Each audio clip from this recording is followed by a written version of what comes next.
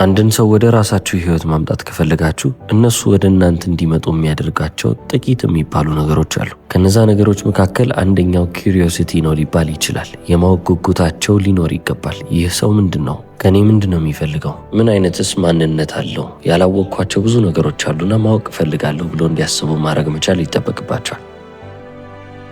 አሁን ታዲያ ኪዩሪዮሲቲ ወይንም የማወቅ ጉጉታቸውን አመጣን ማለት ግን በቃ ዋናውን ጨዋታ ጨረስ ነው ማለት አይደለም። ከዚህም በላይ መሄድ ይጠበቅባቸዋል ይላል ሮበርት ግሪን። ስለዚህ The Art of Seduction የተሰኘውን የሮበርት ግሪንን መጽሐፍ እየዳሰስን 10ኛው ክፍል ላይ ደርሰናል ማለት ነው። ታዲያ አሁን በዚህኛውም ክፍል ላይ 5ኛውን ቻፕተር አግኝተናል። የማወቅ ጉጉታቸው ብቻ በቂ አይደለም። እነሱ ውስጥ የጎደለ ነገር እንዳለ ማወቅ መቻል አለባቸው። በተጨማሪም ያንን የጎደለ ነገር መሙላት የምትችሉ ሶሉሽን ወይንም መፍትሄ እንደሆናችሁ ማሳየት አለባችሁ ይላል። ለዚህ ነው የዚህን ምዕራፍ ስም ክሪኤት ቴምፕቴሽን ብሎ የሰየመው። የማወቅ ጉጉትን ወይንም ኪዩሪዮሲቲን ወደ ዲዛየር የሚለውጥልን ወደ ፍላጎት የሚለውጥልን ቴምፕቴሽን የተባለው ነገር ነው። መማረክ ወይንም ደግሞ ማማለል ብላችሁ ያዙት። ሮበርት ግሪንንም ሄዳችሁ ህጉን ንገረን ብትሉት ፍላጎት እንዲኖራቸው ማድረግ መቻል አለባችሁ፣ ነገር ግን መቼም ቢሆን እርካታውን ልትሰጧቸው አይገባም ይላል።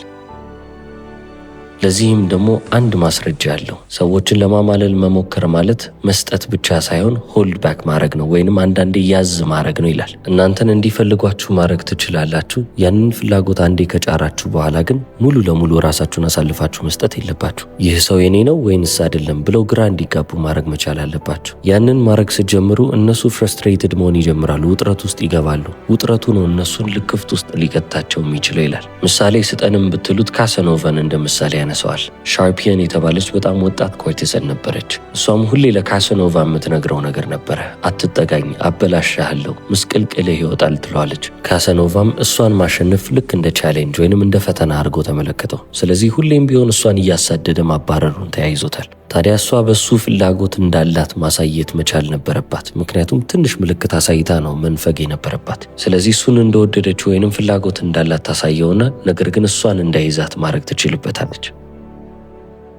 እሱም ደግሞ ይሄ ያዝ ለቀቅ አይነት ስሜት በጣም ተመችቶት ነበረና እሷንም ማሳደድ ቀጠለ ማለት ነው። በሆነ ሰዓት እንደተነገረው ከሆነ ካሰኖቫ አንቺን አንዴ ለመሳም ሙሉ ሀብትና ንብረቴን አሳልፌ ይሰጣለሁ ብሎ እንደነገራት ይታወሳል። ሮበርት ግሪንም ቴምፕቴሽን ማለት ወይንም ደግሞ የሰው ልጅ ላይ የፍላጎትን ፈተና ማዝነብ ማለት ይሄ ነው ይላል። አንድን ነገር እንደወደዳችሁ ታሳያላችሁ፣ ነገር ግን እነሱ መልሰው አገኘኋት ሲሉ ወይንም አገኘሁት ሲሉ ያንን የወደዱትን ነገር ከነሱ ቁጥጥር ውጪ ታረጉታላችሁ። ስለዚህ ያስኩት ብሎ ያሰቡት ነገር ከእጃቸው እንደወጣ ሲያውቁ ያንን ወደ ማባረር ይሄዳሉ ይላል። ስለዚህ ለአንድ ሰው ፍላጎትን ስታሳዩ ሙሉ ለሙሉ ኢንቨስትድ አትሁኑ ወይንም ደግሞ አሳልፋችሁ ራሳችሁን አትስጡ። ትናንሽ ምልክቶችን ጣል እያደረጋችሁ በተጨማሪም ደግሞ ዴንጀርን ልታሳያችሁ ከእናንተ ጋር መሆን ትንሽም የሚባል አደጋ እንዳለው እያወቁ መጥተው በተጨማሪም ደግሞ ስለ እናንተ የማያውቁት ህይወት እንዳላችሁ እያወቁ እየጠረጠሩ ቢሄዱ የተሻለ ነው ይላል። ይህም ለምን ይጠቅማል ካላችሁ አይምሯቸው በራሳቸው ዓለም ውስጥ ይዟቸው እንዲዞር ነው። እንዲህ እኮ አይነት ሰው ሊሆን ይችላል ብለው ምን አይነት ህይወት እንዳላችሁ ቁጭ ብለው ፊገር አውት ለማድረግ የሚሞክሩ ናቸው። ለምሳሌ አሁን በዚህ በዲጂታል ዓለም ውስጥ ኢንስታግራም ላይ አንድ ፎቶ ብትለቁ አይናችሁ ሌላ ቦታ እያየ ከጀርባችሁም ያለው የሚታየው ነገር በጣም ውብ ቢሆን፣ ለምሳሌ ፀሐይዋ እየጠለቀች ከኋላ የምትታይ ከሆነና ትንሽም ቢሆን ሚስቴሪየስ የሆነ ነገር ወይንም ደግሞ ሚስጥራዊ የሆነ ነገር በዛ ፎቶ ውስጥ መመልከት ቢችሉ አይምሯቸው ያንን ፎቶ ከተመለከተ በኋላ ሲገምት ይውላል። ምንም አይነት ሎኬሽን የለም ወይንም ቦታውን ሊያውቁት አይችሉም። አብሯችሁ ሰው ይኖር አይኖር ምንም የሚረዱት ነገር የለም። በተጨማሪም ደግሞ እናንተም ለማስረዳት አልሞከራችሁ። ስለዚህ አይምሯቸው ብዙ ነገሮችን እንዲገምትና እንዲያሰላ በደንብ አድርጋችሁ ስፔስ ሰጣችሁት ማለት ነው። ይህ ማለት እነሱ እናንተን ይወዷቸዋል ማለት አይደለም። ነገር ግን እናንተ ሪፕሬዘንት የምታደርጉትን ኢሞሽን ወይንም ደግሞ እናንተ እያሳያቸው ያለውን ስሜት እነሱም በራሳቸው ህይወት መያዝ ይፈልጋሉ። ስለዚህ ያንን ስሜት ፍለጋ ወደ እናንተ መምጣታቸው ነው። ክሪኤት ቴምፕቴሽን በተሰኘው ቻፕተር ላይ ሮበርት ግሪን ምንድን ነው የተናገረው? እነሱ የሚጎላቸው ነገር እንዳለ በደንብ አድርጋችሁ ልታሳያቸው ይገባል። የዛም የጎደላቸው ነገር መፍትሄ ልትሆኑ ይገባል ይላል። ስለዚህ ያ ጎደለኝ ብለው የሚያስቡትን ስሜት እናንተ እንደያዘ ሰው ሆናችሁ ቀረባችሁ ማለት ነው። ስለዚህ እናንተ በእነሱ ህይወት ውስጥ ብትገቡ ያቺ የጎደለቻቸው ነገር እንደተሟላች አድርገው ማሰብ ይጀምራሉ። ሁሉም ሰው በውስጡ ኢንሴኪዩር ነው። የሆነ የጎደለኝ ነገር አለ ብሎ ያስባል። ስለዚህ ያ የጎደለው ነገር ምን እንደሆነ ማወቅ ብቻ ነው የሚጠበቅባችሁ። የዛች የጎደለችዋን ነገር መድፈኛ ወይንም ደግሞ ማሟያ ሆናችሁ ከመጣችሁ የእነሱ ዓለም ሆናችሁ መቀጠል ትችላላችሁ ይላል። 5ኛውን ምዕራፍ በዚህ መንገድ ጨርሶታል። ከዛ ይሄንን አንዴ ከተረዳችሁና ከገባችሁ በኋላ ወደ 6ኛው ምዕራፍ ልታልፉ ይገባል ይላል። ኪፕ ደም ኢን ሰስፔንስ ይላል። ምን ሊፈጠር ነው ብለው እንዲያስቡ ልታደርጓቸው ይገባል። ከዛም ዋት ካምስ ኔክስት የሚለውን ጥያቄ እንዲጠይቁ አድርጓቸው ይላል። ፍላጎትን ከሚገሉ ነገሮች መካከል አንደኛው ነገር ምንድነው ካላችሁ ፕሬዲክታቢሊቲ ነው፣ ወይንም ደግሞ ተገማች መሆን ነው። እናንተን የሚወዳችሁ ሰው ወይንም በእናንተ ላይ ኢንትረስት ያለው ሰው እናንተ ቀጣይ ምን ልታደርጉ እንደምትችሉ የሚያውቅ ከሆነ ለእናንተ ያለው ፍላጎት ወዲያውኑ ባዶ ይሆናል ማለት ይቻላል። ለዚህ ነው ዓለማችን ላይ በጣም ታላላቅ የሚባሉ ሰዱሰሮች ሰስፔንስን ወይንም ደግሞ ቀጣይ ደግሞ ምን ይፈጠር ይሆን የሚለውን ስሜት በመጫር የሚታወቁት። አሁንም እንደ ምሳሌ ማንን ያነሳል ካላችሁ ሮበርት ግሪን ካሳኖቫን ምሳሌ ማድረግ እችላለሁ ይላል። ደስታን ወይንም ደግሞ እርካታቸውን በማዘግየት ይታወቃል። ይህ ማለት ቶሎ እንዲደሰቱ ላያረጋቸው ይችላል። ትናንሽ የሚፈጠሩ ነገሮችም አሉ። ሁሌም ቢሆን እሱ ባለበት ቦታ የሆነ ያልተጠበቀ ነገር መፈጠሩ አይቀርም። ታሪክንም ለሴቶቹ ሲነግራቸው የሚነግራቸው ታሪክ ቆይ ከዚህ በኋላስ ምን ሊኖር ይችላል ብለው እንዲጠይቁ ያደርጋቸዋል። እንዲጠብቁ ያደረጋቸው ጊዜ ለነሱ ፍላጎታቸውን በጣም እንዲጨምርባቸው ከሚያደርጋቸው ነገሮች መካከል አንዱ ነው። ያንን መልስ ለመጠበቅ በቆዩ ቁጥር የበለጠ መልሱን ሲያገኙ የሚያገኙትም እርካታ በዛው ልክ ከፍ ይላል ማለት ነው። ስለዚህ ሰስፔንስ ማለት አንድን ነገር ማቆየት ወይንም ደግሞ ቆይ እስቲ በኋላ ነግራታለሁ በኋላ ነግረዋለሁ ብሎ መያዝ ብቻ አይደለም፣ ሪትምንም ይጠይቃል። አንድ ሰው ቆይ ብዙ እየታየው ነው ብሎ ባንዴ ሊጠፋ አይገባም። ለመጥፋት ካሰበም ለተወሰነች ጊዜ ጠፋ ብሎ ቢመለስ በቃ የታቀደበት አጠፋፍ መሆን አለበት። ስትነጋገሩም ደግሞ ቶናችሁን እየለዋወጣችሁ ከሆነ የተሻለ ነው። አንዳንዴ መናገር ባለባችሁ ሰዓት ላይ ዝም ትላላችሁ፣ ዝም ማለት ባለባችሁ ሰዓት ላይ ትናገራላችሁ። እነዚህ እንዳለ የምታረጓቸው ነገሮች እነሱ እርግጠኛ እንዳይሆኑ የሚያረጓቸው ነገሮች ናቸው። ስለዚህ አይምሯቸው ያንን ነገር ለመፍታት አይሞክርም። ቀጥታ ምክንያታዊነት የሚባለውን ነገር ትተው ወደ ስሜት እንዲመሩ ያደርጋቸዋል። ልክ እንደ ማንኛውም ነገር ሰስፔንስም ቢሆን የራሱ የሆነ ልክ ሊኖረው ይገባል ማለት ነው። አንድ ነገር በጣም ደጋግማችሁ ባረጋችሁት ቁጥር እየተሰላቸ ይመጣል። ስለዚህ አንዴ ጠፋ ብዬ ልመለስ ብላችሁ ምናልባት ያ ሰውን በጉጉት ስሜት ውስጥ ልታስቀሩ ትችላላችሁ። በጣም ስደጋግሙት ግን ያ ሰው የእናንተን ሩቲን ለመደው ማለት ነው። ተገማች ላለመሆን ብላችሁ ያንን ተገማች የሚያረጋችሁ ነገር የበለጠ ባረጋችሁ ቁጥር የበለጠ ተገማች እየሆናችሁ ትመጣላችሁ። ስለዚህ ተገማች ላለመሆን ብላችሁ የምታደርጓቸው ነገሮች እንዳለ የሚደጋገሙ ከሆኑ አሁንም ዲዛይርን እያጠፉ ወይንም ፍላጎታቸውን እያጠፉባቸው ይመጣሉ። ታዲያ አሁን ይህንን አቮይድ ለማድረግ ወይንም ለማስወገድ ምን ማድረግ አለብኝ ካላችሁ መልሱ ቫሪዬሽን ነው ይላል ሮበርት ግሪን። አንዳንዴ ሞቅ ያለ ሰው ትሆናላችሁ፣ አንዳንዴ ደግሞ ከነሱ ትርቃላችሁ፣ አንዳንዴ ዝም ትላላችሁ፣ አልፎ አልፎ ደግሞ ተሰምቷቸው የማያውቀውን ስሜት የምታሰሟቸው አይነት ሰዎች ትሆናላችሁ። ግዴታ የሚጋጩ ነገሮችን እየቀላቀላችሁ ሂዱ እያልኩ ሳይሆን ፔሲንግ ነው ዋናው ነገር። እነዚህን ነገሮች በምን ያህል ጊዜ ውስጥ ማድረግ እንዳለባችሁ ማወቅ መረዳት ይጠበቅባችኋል ይላል። ልክ እንደ ፊልም አድርጋችሁ አስቡ። አንድ ዳይሬክተር የሆነን ፊልም ዳይሬክት አድርጎ ለህዝቡ ሲያቀርብ ህዝቡ ያንን ፊልም እየተመለከተ ተሰላችቶ አይበቃኝ ብሎ እንዲነሳ አይፈልግም። ስለዚህ እያንዳንዱ ክፍል ላይ የሆነች የምታጓጓ ነገር አለች። የሚያጓጓ ነገር ባይኖር እንኳን እናንተን ቁጭ ብላችሁ እንድትጠብቁ የሚያደርጋችሁ የሆነ ነገርን እየፈጠረላችሁ ያልፋል። ስለዚህ እናንተም ልክ እንደዚህ አይነት አካሄድን ነው መሄድ ያለባችሁ ይላል። ምክንያቱም በሮበርት ግሪን አመለካከት ሰስፔንስ ማለት ወይንም አንድን ሰው ማጓጓት ቆይ ምን ሊፈጠር ይችላል ብሎ እንዲጠይቅ ማስደረግ የታይሚንግ ጉዳይ ነው የሚለን። ምክንያታዊ የሆነ የአይምሯቸው ክፍል ምክንያትን ከመስጠቱ በፊት ወዲያውኑ በስሜት እንዲያስቡ ማድረግ መቻል ይጠበቅባቸዋል። ስለዚህ ራሳችሁን መጠየቅ ያለባችሁ ጥያቄ ይሄ ነው ይላል ሮበርት ግሪን። ከሰው ጋር በተገናኛችሁ ቁጥር ሰዎቹ መጨረሻው ምን እንደሚሆን ኦልሬዲ ገምተው ማወቅ የሚችሉ ናቸው ወይ? የምትገምቱ ከሆነ መጥፎ ነው ይላል። ተገናኝታችሁ ከጨረሳችሁም በኋላ በቀጣዩ ደግሞ ምን ይፈጠር ይሆን ብለው እንዲያስቡ ያደርጋችኋል ወይ? እንደዛ ብሎ የሚያስጠይቃቸውን አይነት ስሜት ከፈጠራችሁ ትክክል ተጫውታችኋል። አለበለዚያ ግን ቆም ብላችሁ መንገዳችሁን አጥኑ ይላል። አሁን አንድ ይህንን ከተረዳችሁ በኋላ ወደ ቻፕተር 7 ይወስደናል። ምዕራፍ 7 ማስተር ዘ አርት ኦፍ ኢንሲኑዌሽን ይላል። እዚህ ዓለም ላይ በጣም ማራኪ የሚባሉ ቃላቶች ቀጥታ የሚነገሩ ቃላቶች ሳይሆን በተዘዋዋሪ የሚደርሱ ቃላቶች ናቸው። በግማሽ ፍላጎታችሁን ትገልጻላችሁ፣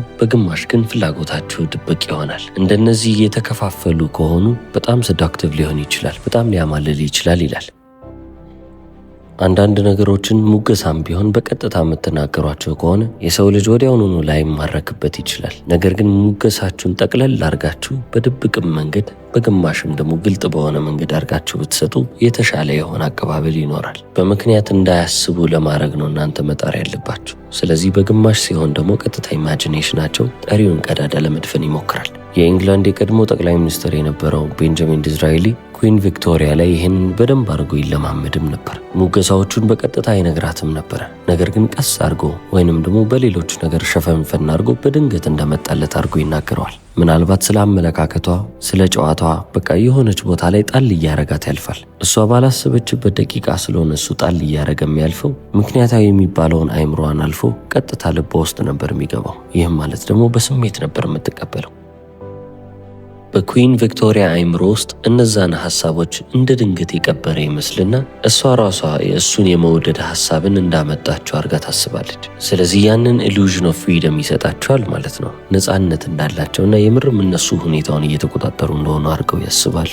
እንደዛም ቢሆን ግን መቼ እነዛን ነገሮች ጣል አድርጋችሁ ማለፍ እንዳለባችሁ በደንብ ጠንቅቃችሁ እወቁ ይላል። እነዛን ሙገሳዎች ጣል የምታደርጉላቸው ልክ እነሱ በጣም ሪላክስድ በሆኑበት ሰዓት፣ ዘና ባሉበት ሰዓት፣ አለበለዚያም ደግሞ በተዘናጉበት ሰዓት ላይ ማድረግ መቻል ይጠበቅባቸዋል ይላል። ያንን ማድረግ ከቻላችሁ እነሱ በዛን ሰዓት ምክንያታዊ ሳይሆኑ ነገሩን ይቀበሏቸዋል። ስለዚህ ያቺን ስዊት ስፖት የምትባለውን ቦታ መፈለግ አለባችሁ። አንዳንዴ በጣም ሰፋ አድርጋችሁ የምትናገሩ ከሆነ ምናልባትም ትርጉም የሌለው ነገሮችን እያወራችሁ ነው ትባላላችሁ። በቀጥታ ደግሞ እውነታውን ፍርጥም ካረጋችሁት ተአምሯን ወይንም ደግሞ ያቺን ማጂክ የምትባለዋን ነገር ታጣላችሁ። የመጀመሪያ አካባቢ በጣም ዳይሬክት ከሆናችሁ በጣም ሊጠቅማችሁ ይችላል። ከዛ በኋላ ግን ሸፈንፈን እያረጋችሁ ማውራትን ልመዱ። ወደ 8ኛው ምዕራፍ ገብተናል። ኢንተር ዜር ስፒሪት ይላል። ከሰዎች ጋር በፍጹም አርጊውመንት ውስጥ ልትገቡ ወይንም ክርክር ውስጥ ልትገቡ አይገባም። እነሱን ለማሳመን በሞከራችሁ ቁጥር የበለጠ ለሁኔታው ዝግ እየሆኑ ነው የሚመጡት። የበለጠ እናንተን ያለመቀበል እድላቸው ከፍ ይላል። ነገር ግን እናንተ ራሳችሁን በእነሱ ዓለም ውስጥ ልታስገቡ ይገባል። የእነሱን ሙድ ተመልክታችሁ እንደነሱ አይነት ሙድን ልታሳዩ ይገባል። ፍርሃታቸውንም ልክ እንደዛው፣ አሊያም ደግሞ ሂድን ዲዛይር የሚባለውን በድብቅ የሚፈልጉትንም ነገር በተመሳሳይ ሁኔታ እያሳያችሁ እያንጸባረቃችሁ መምጣት አለባችሁ። የራሳቸውን ነገር በእናንተ ውስጥ እያዩ በመጡ ቁጥር የበለጠ ለእናንተ ኦፕን አፕ እያደረጉ ይመጣሉ። የበለጠ ለእናንተ ክፍት ይሆናሉ፣ ይነግሯቸዋል ማለት ነው። ሰዳክሽን ማለት ይህ ነው። ነገሩን ገና ከሩቁ በሬዚስተንስ ወይንም ደግሞ በተቃራኒ ኃይል ለመታገል መሞከር ሳይሆን ያንን ቴንሽን ገና በውስጥ ኢንተርናል ዓለም ውስጥ ማስተካከል መቻል ነው። ካሳኖቫ በዚህ ነገር በጣም የተካነ ነበር። በዛሬው ክፍል ስንት ጊዜ የእሱን ስም ጠርተናል። በስንት መንገድም ምሳሌ አድርገን ወስደነዋል። ጥበበኛ ብለው ይጠሩታል። ለእያንዳንዱ ሴት የሚጠቀመው ፎርሙላ በጣም የተለየ ነበር ይባልለት ነበር። መንፈሳዊ ከሆነችዋ ጋር ስለ ፈጣሪና ስለ መንፈሳዊ ሕይወት የሚያወራ ሰው ይሆናል። በጣም ጎበዝና አስተዋይ የምትባለዋን ደግሞ ሲያገኘት ስለ ፍልስፍና ያወራል። የአእምሮ ብቃቷ ከፍ ያለች ስለሆነች እንደነዚህ አይነት ጠጠር ያሉ ሀሳቦችን ከእሷ ጋር እያነሳ አንዳንዴም ዲቤት ያደርጋል። በጣም ያዘነች ሴትም ሲያገኝ ደግሞ ያንን ሀዘኗን በራሱ ውስጥ ያሳያታል። ለዛም ሀዘኗ መፍትሄን እንዳለውና እሱም መፍትሄ እንደሆነ እያመላከተ ይመጣል ማለት ነው። ታዲያ በእያንዳንዱ ቅስፈት በእያንዳንዱ ሴቶች አይምሮ ውስጥ ነፍሴን ተመልክቶታል፣ አውቆኛል የሚል ሀሳብን ጭሮባቸዋል። እሱ ግን ያደረገው በጣም ቀላል ነገር ነው። እነሱ ያስፈልገኛል ብለው የሚያስቡትን ነገር በራሱ ውስጥ እንዲንጸባረቅ መፍቀዱ ነው። ይህ ለሰዳክሽን ብቻ አይደለም፣ ለፖለቲክስም በጣም ብዙ ሰዎች ሲጠቀሙ ተመልክተናል። ከዚህም ውስጥ አንዱ ባራክ ኦባማ ነበረ። ሲናገር ለሰዎች አልነበረም ሲናገር የነበረው፣ እንደ ሰው እንደ ህዝቡ ሆኖ ነበረ ሲያወራ የነበረው።